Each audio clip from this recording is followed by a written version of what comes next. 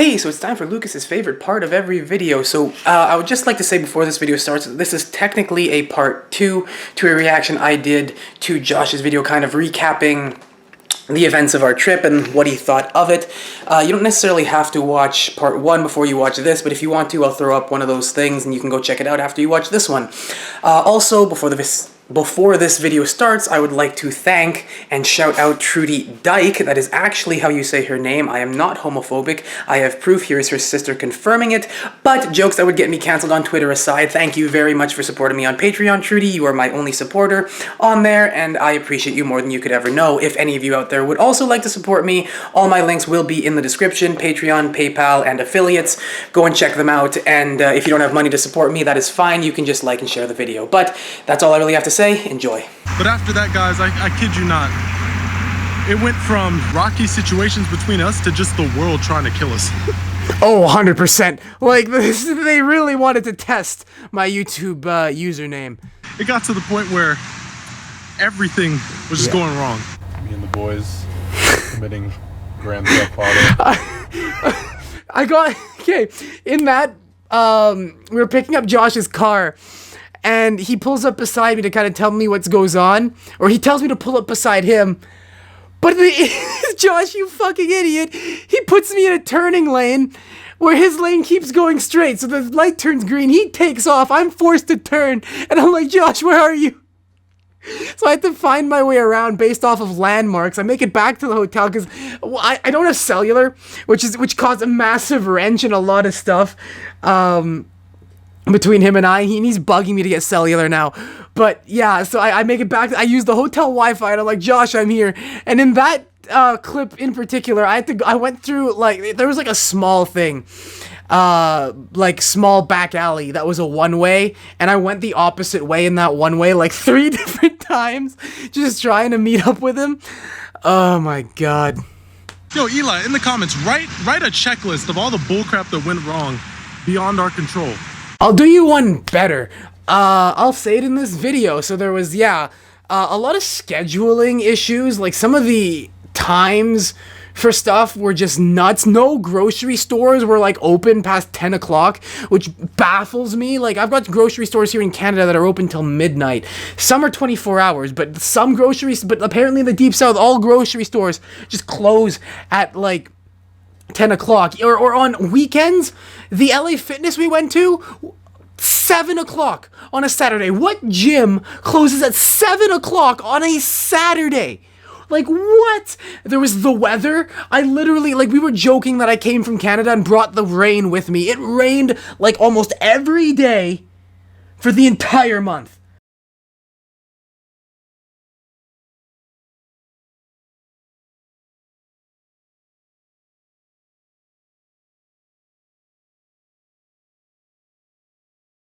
Like, what the hell? And it was on and off rain. It wasn't even just like torrential downpour. It's like, oh, it's kind of sunny. It's just not too bad. And then we step outside and it's just lightning over there. Boom, there's an explosion over there. Some guy's trying to shoot another guy over there. Like, it's just like, what the heck?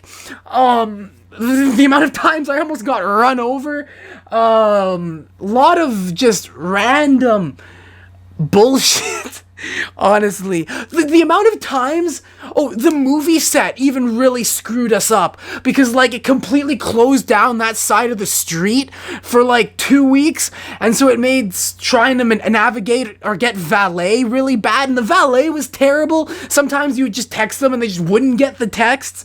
Other times it's just like, yeah, like, us and like everybody else wasn't allowed to get their valet for a certain amount of time because of the movie. Valet was super unreliable. Sometimes you would text them and they just wouldn't get it, so we'd show up and be like, oh yeah, we texted you like 20 minutes ago. They're like, oh, we didn't get it. All the bullshit with Josh's car. Oh my god. Josh waited like 3 months to get his car fixed when the fix happened in an hour when he took it to like an actually competent mechanic. The amount of times we had to go back and forth from different places, scheduling mix-ups. Nothing, like we'd have a nice coherent plan, things would go decent, and then just something would go wrong. It was absolutely pure and utter chaos. But honestly, I would not have had it any other way. There are some things that Eli can work on, which I did see him work on. One thing is the being more understanding with things you can't control. I have this thing where once I realize that a situation is beyond my control, I do not stress about it whatsoever. And that is one thing that I did see with Eli, where we relate to the Black Widow 4D movie. I mean, my man was literally kicking and screaming for about an hour. Just no boxing bag, just pedestrians. No, I'm just kidding. He wasn't beating up old people.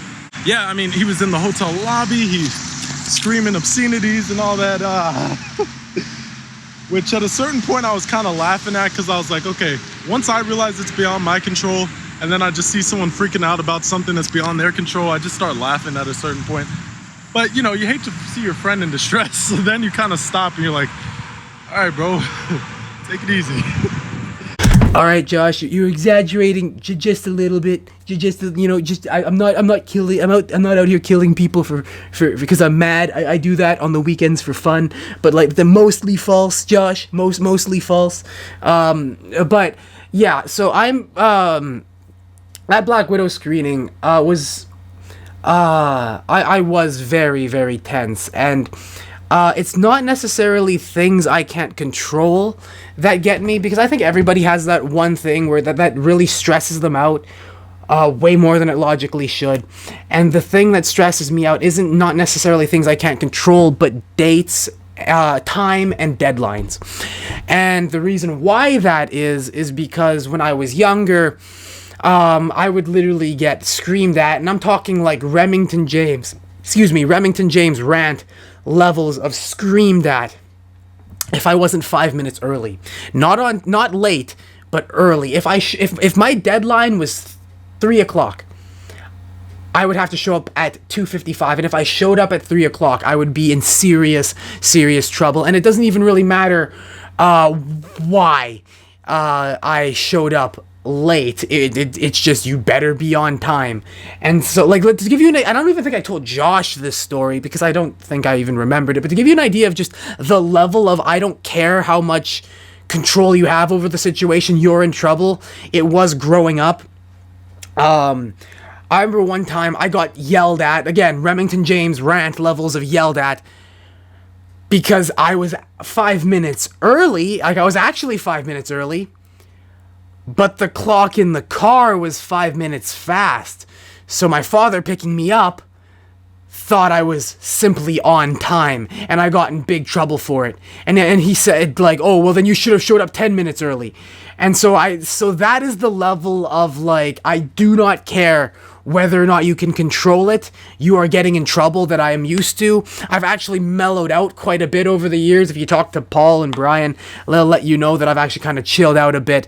But Josh, of all people, knows how, like, old habits die hard. I am working on it. And honestly, like, Josh is terrible at keeping deadlines. Or I should say he was. He's still not amazing at it, but he's a lot better. And, like, to me, that situation, the time thing, is the best example of the whole Johnny Shreve, IFBB Pro, your boy Mr. Tell It Like It is whole iron sharpens iron thing. Because I did my best to be patient with Josh whenever his schedules didn't line up, and Josh did his best to make sure that scheduling lined up, because he knew that was kind of my thing. And so between the two of us, I got a little bit more patient, and Josh got a little bit better with keeping time. And when one of us slipped up, when Josh, wasn't good at keeping time, I understood. And when I started to stress out a little bit over keeping time, Josh understood. And to me, like, that was something that I took from this trip, was that, like, being around Josh, because he is someone who is willing to improve and willing to work with you, can help make you better. It is the most obvious case that I can think of in recent history for me of iron sharpens iron. With Eli, if you thought in public he was gonna be quiet, ain't no chance. I remember one time we were at Six Flags. My man walked onto the line, saw that it was like a 15-minute wait, and guess what he starts doing? There's like a group of girls. I don't know if he did it because of them, but he's just like, yo, Josh, look at my veins, bro. Look, oh my gosh. Yo, Josh, you seeing this? Josh, you seeing this? Josh, I know you're seeing Josh, you of all people should know that I didn't do it because of them. You of all people should know that I am just that self-absorbed. And I'm not even kidding. Because according to Josh was the one who pointed out the fact that they were like looking at me. Because it's funny, because I'm like, oh hey Josh, like, look at my veins, look at this, right? I'm like, dang, look at my calves. And apparently, one of these girls just poked me in the arm. I don't know how I didn't feel it, but Josh was like, yeah, one of them poked. Did you not? I'm like, nope, no clue. Just too absorbed in my own shreds, apparently. But like, yeah, he's like, it was funny because looking back, he's trying all these like discreet ways to make me notice. He's even like these head nods and like trying to like show me with his hands without being obvious about it.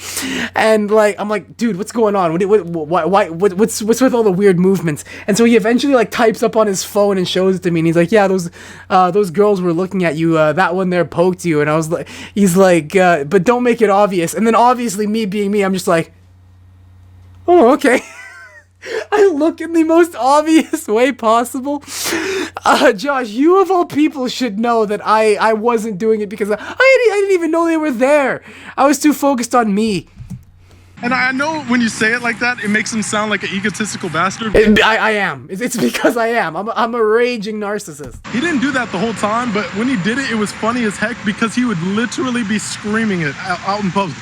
Listen, okay, listen, Josh. That again, mostly false. I'm not screaming. You don't know my screaming. My indoor voice is everyone else's outdoor voice. You guys should hear my outdoor voice. We would be in the local subway, or even like filling up gas, and he's just like, "Yo, Josh, you see my obliques? That's pretty cool, huh?" I do miss those moments. It's awfully quiet around here now that Eli isn't talking about the shreds. Oh man, I miss those moments like that. It's just things are a lot less fun when you go shopping by yourself, talk to no one, and go home. What I'm gonna miss the most is probably what he's gonna miss the most is the grocery hauls. We would buy in bulk and then still go to the grocery store the next day. What a joke. Nah, we were buying in main gain. See, if we were buying in cut, we just wouldn't have any food in the fridge and we'd just be buying day by day. If we bought in bulk, we'd have like a surplus of food. Nah, we picked a food percentage that we were comfortable with and then slowly built on top of there, Josh. We were buying in main gain. I'm gonna miss going to Kroger. I'm gonna miss seeing that girl at the Whole Foods. I'm gonna miss seeing whatchamacallit. I'm gonna miss him breaking into LA Fitness unlawfully without a membership. You just walk in like you have a membership, don't make eye contact with the staff, and most of the time they don't care enough to stop you. And then getting caught on day 30 of doing that by a flamboyant gay man. No, I'm not talking about JoJo's Bizarre Adventure. And the assistant manager and the main manager. It took like everyone to take me down. It's been one heck of a ride. Sure has. But it wasn't supposed to be like this. I can't believe it. To this day, I cannot believe this trip went like this. It was not supposed to be like this. It was not supposed to be Josh moving in. Yeah. We're going around the city, just checking out sights and going to the aquarium. Every day was an adventure. Riding roller coasters and filming videos. Well, okay, obviously the filming videos part, but man, it was. We even filmed more videos than we something expected. Else. One of my favorite things about this trip was not only making a lifelong friend, which I firmly believe he's a lifelong friend. And I don't say that lightly. Same. I know a lot of people like to say, we'll never lose our friendship. He's talking about someone You're in particular. She does crap. fitness. You're full of manure. Eli's the type of friend where it's like, it's a sick idea. And I really don't want this to happen, but it's the type of thing where it's like one day you just kind of hope maybe some idiots will come by, want to get in a boxing match or even like in a fight, a street fight on the street. And you know, it's just you and Eli and you're like, we could take him. I've had that happen before. People try to fight me. I usually carry around gloves that they're made to protect your hands on a motorcycle, so they have like fiberglass on the knuckles and other stuff. But look at this thing that I was able to pick up at Ross with Josh, actually. Look at this. Can you imagine getting like a good throat punch with this? Like, boom, or even like the solar plexus or the neck. Man, that would hurt. Also, my battery is dying, so give me 1 second before it does. And And I genuinely believe that Josh would have my back in a situation like that. I mean, obviously you never know until shit hits the fan. You hope, you're never in that situation, but Josh has proven on multiple occasions that he's not the type of person to turn his back on me when I need him. And there's ways I believe that I've inspired Eli as well.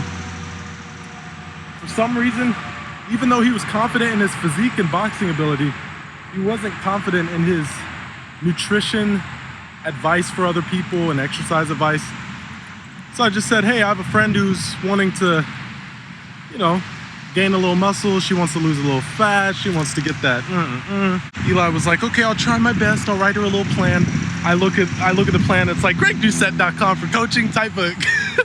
But yeah, it was so organized and so impeccable for what I think is his first plan. And I was like, my gosh, why don't you sell this as a service? This is amazing.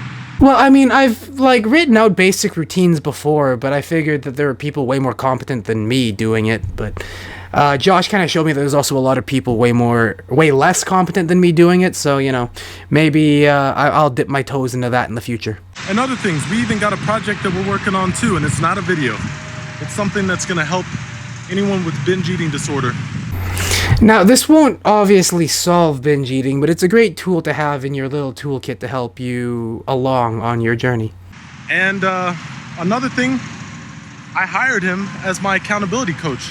That was one of the first things I did, because I figured, hey, I admire his discipline, I admire his willpower, and I want to learn from him. He helped so many people in my life that it blows me away. He helped my brother understand that his actions have consequences. I'm not gonna get into it, but my mom overheard some things that Eli said, just talking to my brother, inspiring him, and she got inspired because I can't even tell her stuff, but she's got goals. Help my entire family, help my own relationships, my friendships, help people around me open up. I mean, it's just, I'm so appreciative. Thank you so much, Eli. That means a lot. Honestly, I don't see myself as any type of role model, but if I'm able to inspire a couple people, it means the world. And Josh, you know how much that means to me. I'm not going to go on and on. You know. And anyone who treats him with disrespect, your IQ is about negative. You might not be a biological human. You might be so stupid that you can't even be considered a living organism. So they're a woman.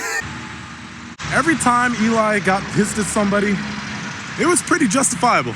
He almost got run over 5 times. That you saw. Okay, no, it was way more than 5. It's just like, okay, it's just like you with brushing your teeth. Josh would always shower and brush his teeth almost anywhere except the hotel room. He would go to the bathroom in the bathroom that's on the 2nd floor because no one would go there and it was just all him.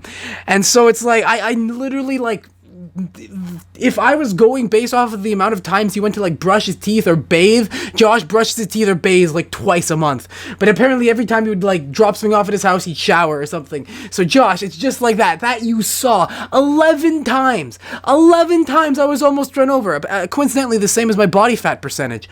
But 11 freaking times. One of them, what was it? I was on my run. And it was just full blown. I had the right of way. I was a pedestrian running. The light was red, and it had the white go walk thing. I'm going. This car just boom makes a right turn on red. When you make a right turn on red, you're supposed to stop. This dude didn't even slow down. I'm pretty sure this motherfucker sped up. I had to jump out of the way of the car. Oh my god. And then I turned. I was like, oh, fuck you. What the fuck are you doing? Which is probably a really bad idea considering I ran in the ghetto and the guy could have stopped the car, turned out, pulled out a gun and mowed me down like I was an unkept patch of grass. But dang, 11 freaking times. I counted 11 times. And every time he'd be like, "The f is wrong with you?" Oh my gosh, I remember I was there to witness it one time. Oh my gosh, the lady freaked out. She took her hands off the steering wheel. You took your hands off the steering wheel? You almost killed me with them on the steering wheel. What are you thinking? No, okay, hold on. That moment, I almost got like straight on T-boned. We were riding one of those like motorized scooter things, and I'm at the crosswalk, and again, it's like that little white guy that says, you know, walk. And so she's got a red light, and again, it's someone turning right on red, doesn't slow down, slams the brakes, and almost straight up T-bones me. And she's just like, I'm like, get your fucking head. You barely have any control over the vehicle as is, and your first response is to take your hands off of the vehicle, of the steering wheel, and give yourself even less control over the vehicle. You almost killed me. Like, I actually almost died. She was going really fast. If she hadn't slammed the brakes and would have actually hit me, oh my god, like that was a moment that was like, holy crap. I was ahead of Josh too, so don't worry guys, he would have been fine, but geez, 11 times shit like that happened. It's like that scene from Dodgeball. Good boxing training, apparently. If you can dodge traffic, you can dodge a Punch. You got it, Gordon. Come on.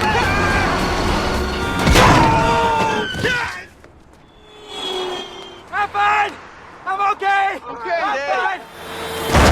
There are so many funny moments on this freaking trip. I got to see his interactions with other YouTubers that have gone really well and also not so well. So I got to identify great traits in people I've known for a long time and horrible traits as well. But you know what I love about this trip the most? It didn't feel like a business trip. It really didn't. Like, and that was the best part. Like, there was a lot, we did a lot, we filmed a lot, but we also just hung out a lot, and the hanging out was my favorite part of it all. Like I said, Josh and I agree that the most fun parts of it were the grocery hauls, where we would just go to the grocery store, talk, and buy stuff we needed, and that was my favorite part, and that's honestly still what I miss the most.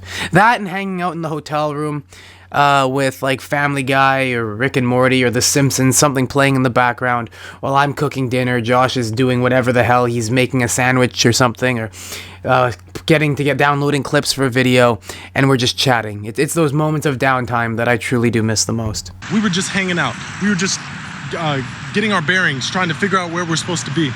Hanging out, chilling, grocery haul, all this stuff. Hardly pull out the camera. He did pull out the camera on the first day, but even that was a chill little vlog. It wasn't like, okay, 3, 2, 1. Hey, what's going on, guys? Welcome back to my YouTube video.